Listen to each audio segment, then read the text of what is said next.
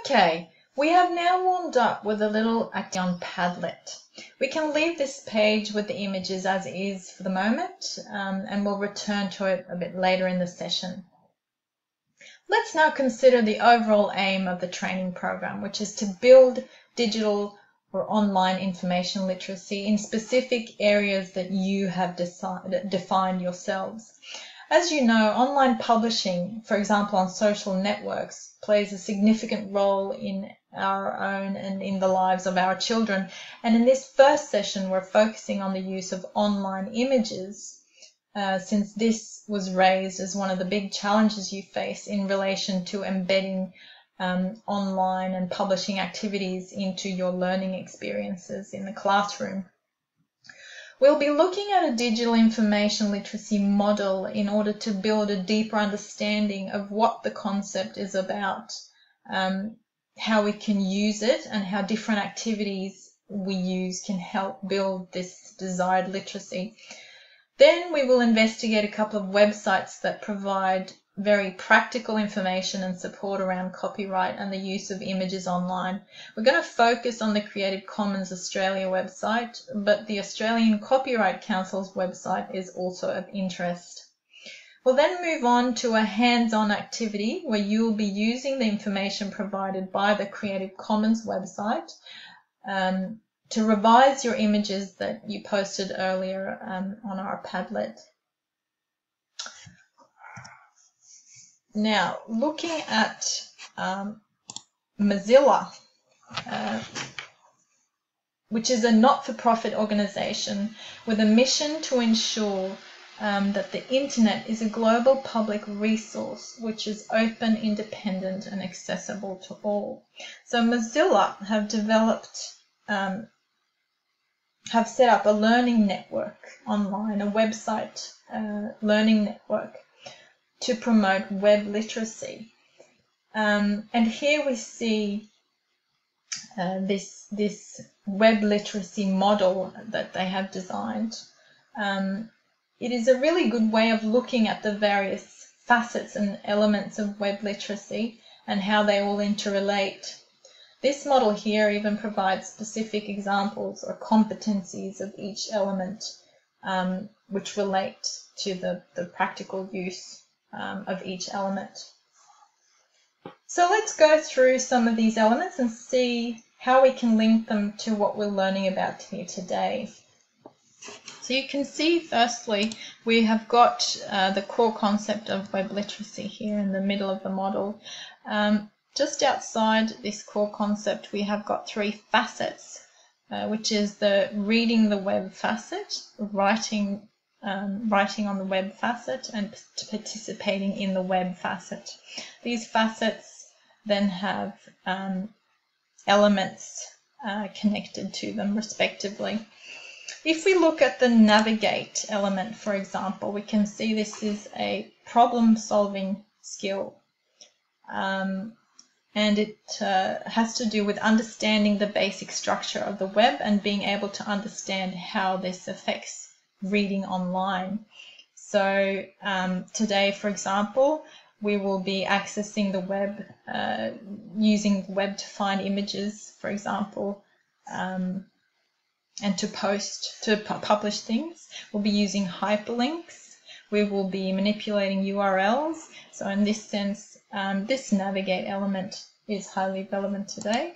If we move to the synthesize element, which is about integrating separate and unique information from multiple online sources.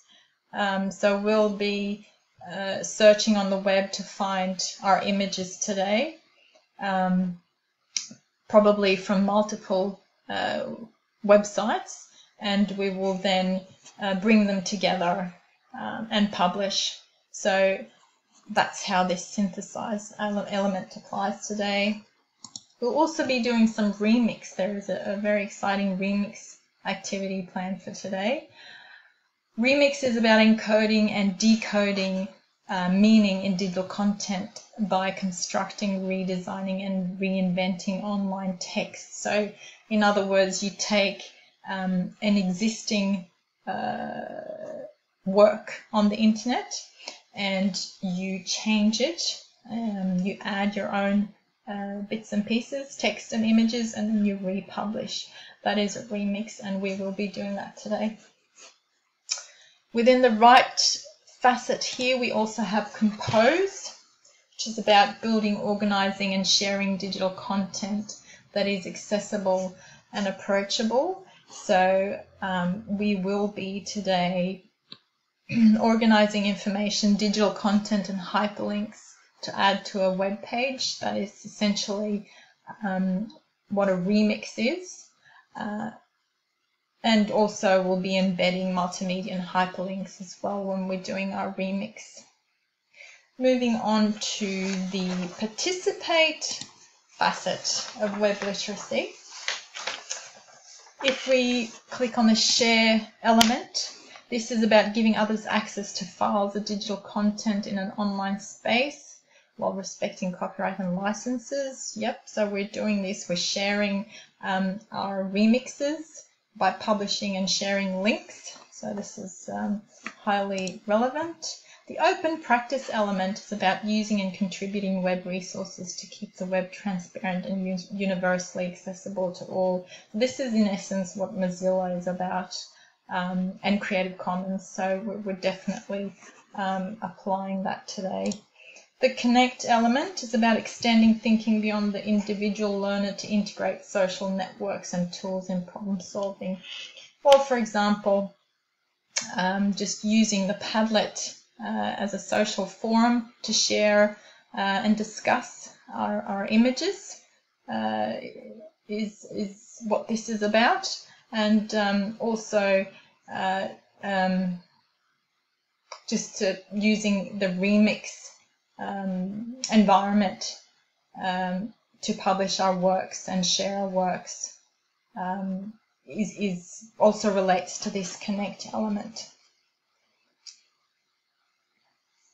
Moving now, so you can see that a fairly simple activity where we practice the ethical use of images online brings all these elements of web literacy together and makes for a really effective learning experience. Let's have a look now at the Australian Copyright Council, just briefly. We're not going to focus on this today. I just wanted to show you this find and answer page that they have on their site where you can quickly access PDF documents that outline copyright law and issues in Australia. There is, for example, artists and copyright, which is relevant to images. And also further down we have internet. Here we go, internet copying and downloading. So you can just click that, takes you to a downloadable PDF file which has detailed information about copyright and issues on the internet. What we're focusing on today, however, is Creative Commons Australia. So Creative Commons provides a standardized way to give the public permission to share and use creative work. So this site has information around using Creative Commons license, which we won't be looking so much at today. You can explore that in your own time. What we are doing today mostly has to do with using Creative Commons content. So there is existing content online which has been published under the Creative Commons. We will be locating and using those kinds of images later on in our activities. This web page here on the Creative Commons website also has information, some definitions of relevant terms. Attribution, for example, is a highly important term, which is when you provide credit to the original author of the work or creator of the image. Share alike is another term. if you remix, transform, or build on the material, you must distribute your contributions under the same license as the original. So we've got here some good definitions. We've also got specific information on how to provide attribution, what should be included in an attribution here in point form, and also examples of actual attributions, what they look like. On the right-hand side, we can see up here some quick links. Now this top one is called, are you looking for free images, text, music, or audiovisual resources to use in your own work?